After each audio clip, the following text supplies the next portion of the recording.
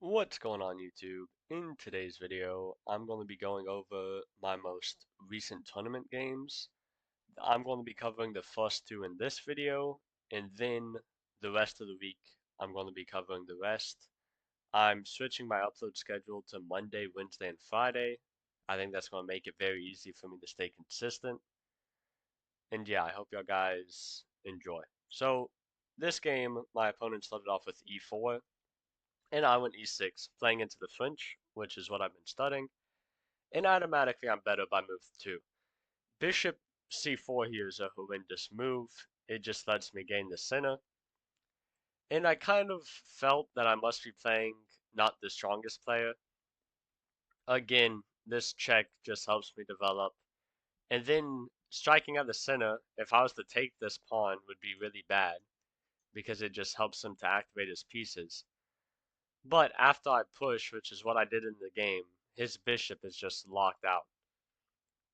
And I continued developing. He castled, brought all my pieces out. And it may be kind of hard to tell for beginners watching this video, but the piece quality of my pieces versus his pieces are very different. This bishop sucks. This bishop isn't very good either. His queen's on a bad square. It's just going to be a target in the future. And yeah, I'm just trying to exploit that. Continue with my quick development. So I bring my bishop out. Here I was hoping to get knight b4, so he has to stop that. So he has to play this move a3, again continuing to negate his own development. And I played rook t8, and here I think he should have done something else. Maybe knight t7, and if I move this bishop, which is what he was worried about, he could just move his queen then. But when he goes queen d2, he makes it to where he's not able to develop this knight at all. If he moves it to c3, it gets taken. He can't move it to a3 because he has his pawn there, and he can't move it to d2 because his queen there. And if he can't move the knight, then he can't move this rook, meaning that he just has 8 pieces that he can't move at all. And that's going to come back to really hard in this game. And I play bishop to d6.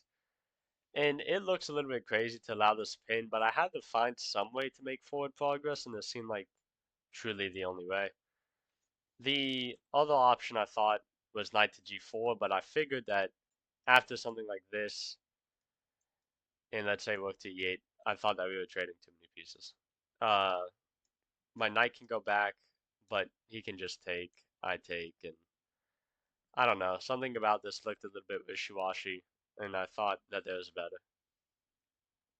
Although I'm sure it's fine. So instead, I ended up playing bishop d6 and putting my knight in the center like this.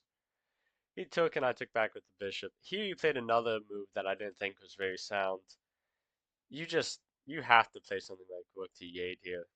Or bishop to g3 I think also would have been fine. But f4 just doesn't do the trick, because after I go back, you just left yourself with more weaknesses and open up your king position. Here, my coach pointed out a very good point to me. Rook to e6, which I did, or rook to e3, which I saw in the game, probably just finishes the game on the spot because he can't go bishop d2 due to bishop f4, which I missed. Uh, that's why I didn't put my rook here. Is I thought bishop f2, and I just missed the fact that you give away the rook, but you win the queen, so it's completely working for you. And if he doesn't do that, like, I mean, really, what could he play? Rook e8, maybe? Same thing. He has the same problem. It's very hard for him to move after rook to e3, and yeah, I think the position would end very, very soon after this. But instead, I went rook to e6, which I thought made sense, making it to where I can move my queen and get out of the pin. And I thought I was making forward progress. I can double up on the e-file, and in reality, this move is fine too. So here he tried opening up the only source of counterplay that he had, which was b4. And it's hard to tell. Objectively, I don't think this is the best move, but practically, yeah, it's probably pretty sound opening up the only source of counterplay that he had. And I played rook d8, and this game should end very soon. Or at least I should get up material. It just looks like I'm going to get down to his queen and start winning material very soon. He played b5, brought my rook in, and here he found this really nice move, rook d1. This move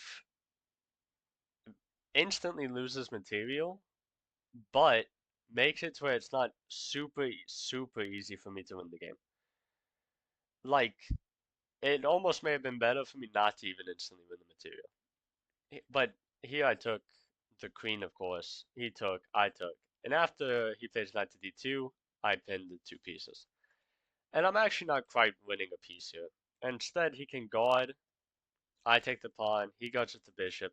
And I saw all of this. I saw all of this from here. And I thought the position was good. And it is. It's like +6 or something ridiculous. And here, my position should be winning. I'm trying to trap his rook slowly. But he finds this really nice bishop reroute idea, which gives him some ounce of life in the position. And it's not super easy. Here I thought I was doing something genius by locking his king in. But we're going to come to find out this was actually a move that really screws me in the end. He takes my bishop. I take back. And knight versus bishop should be a win for the two pieces. At least in most circumstances, especially when you're up a pawn. This should absolutely be a win. It just takes some conversion technique. And I didn't want to let his rook escape. That's why I played this move. And here, I miss what he's trying to do. He's trying to play for stalemate already. He's pushing all of his pawns, and he's trying to get them out of there. And when you see it, it's very easy to realize how to guard against it. You just move your bishop out of the way. And his king's all of a sudden able to move, and you'll be doing fine. But instead, I continue to bring my king, and he pushes his pawns again. And here it's already quite bad. Here I should really move my bishop. If I don't, I'm just drawing the game on the spot, sadly. And here I ended up playing this move knight to e5. And he played a takes b. And I pretty much have to take back. Because if I don't, uh, he makes a queen. Or, actually, maybe...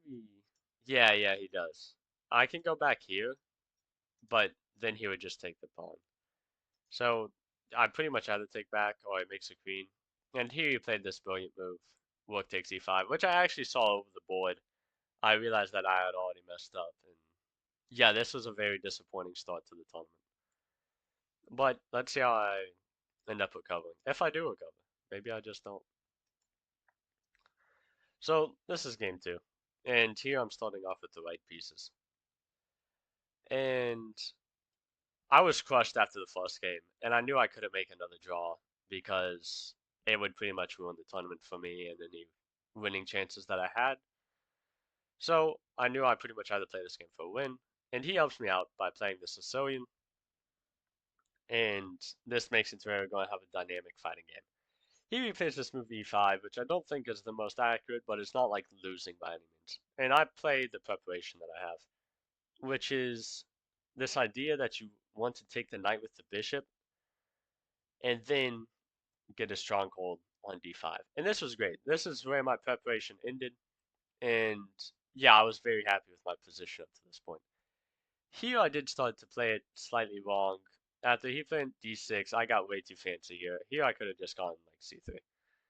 But I ended up, or even queen d2, preparing the castle wall.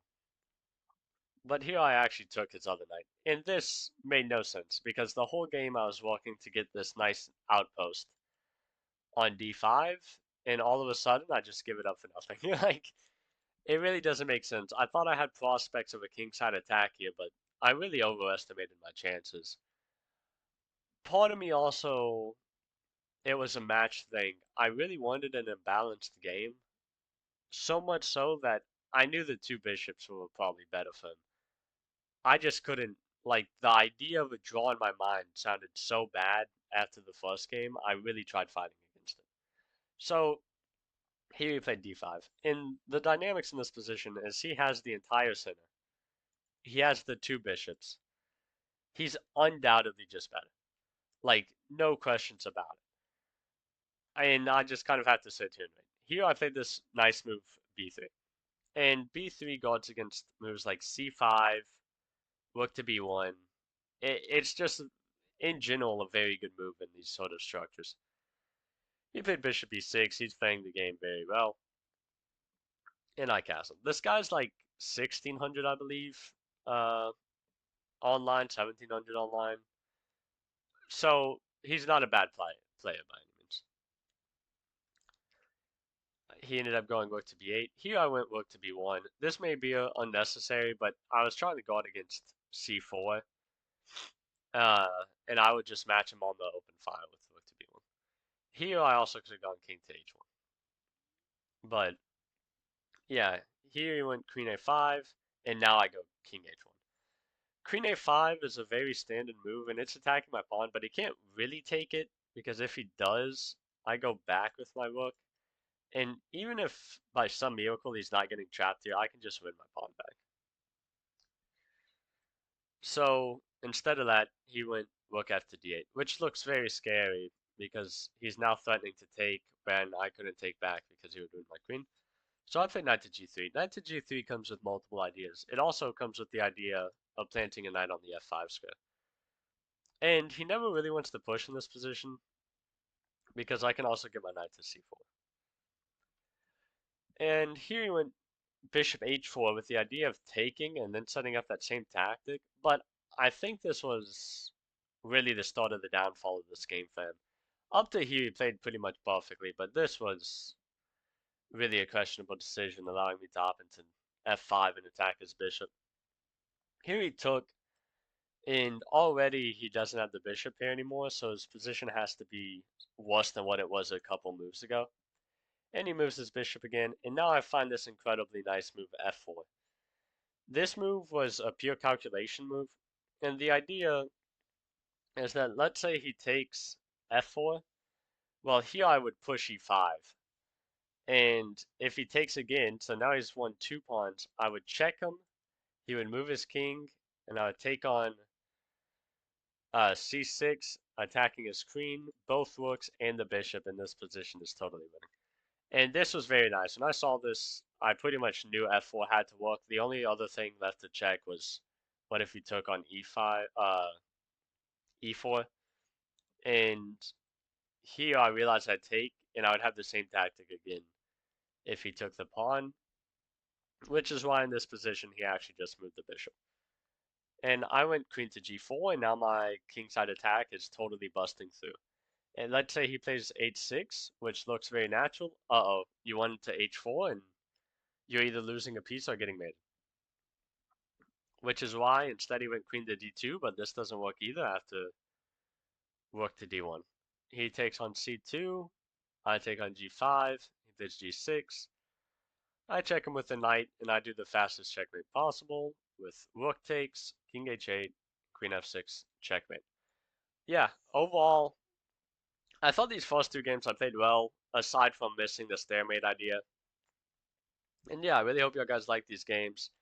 If you watched up to this point and you want chess coaching, I just dropped the price for the first 5 members who join to only $97 a month, which is less than like $25 an hour for chess coaching, which is fantastic, especially getting it from someone at my level. And that's only for the first 5 people. After that, it's going back up. So, yeah, I hope you guys enjoyed the video, and I'll see you on the next one.